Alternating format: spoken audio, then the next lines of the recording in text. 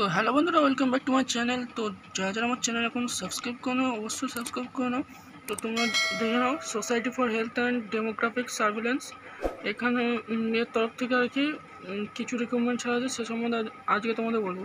এটা সম্পূর্ণ কিন্তু বিবাহিত মহিলাদের জন্য, ঠিক আছে। ওয়ার্ক ইন ইন্টারভিউর মাধ্যমে।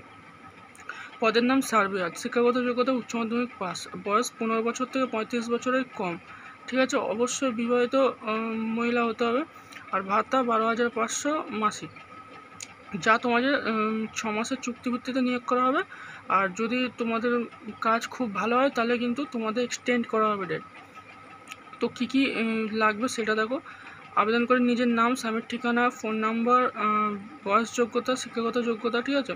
উচ্চ মাধ্যমিকের মার্কশিট, বয়সের প্রমাণপত্র, ভোটার কার্ড, আধার কার্ড, 6 মাসের কম্পিউটার প্রশিক্ষণের শংসাপত্র, আর স্থায়ী বসবাসকারী প্রমাণপত্র গ্রাম পঞ্চায়েত থেকে। এই ঠিকানায় তোমাদের কিন্তু ইন্টারভিউ দিতে যেতে হবে, ঠিক আছে। বেলা 11টায় 26 তারিখ তোমাদের এই ঠিকানায় যেতে হবে। তো দেখে নাও ঠিকানা, SSKM হাসপাতাল PG আছে, ঠিক আছে। তার হচ্ছে অপোজিট কোনো বিল্ডিং হবে। তো গ্রাম তালিকা, এখানে কিছু আর কি গ্রাম তালিকা দিয়ে দিয়েছে। যারা এইসব গ্রামের ভিতরে পড়ো তারাই কিন্তু আবেদন করতে পারবে, ঠিক আছে। তো তোমরা এই তালিকাটা ভালোভাবে দেখে নেবে। তারপরে নিচে দেখো, প্রতিটি গ্রাম তালিকা একজন করে নির্বাচিত হবেন, ঠিক আছে। 4টে গ্রাম থেকে 4জন, মানে 1-1-1-1, তার মানে 4জন, ঠিক আছে।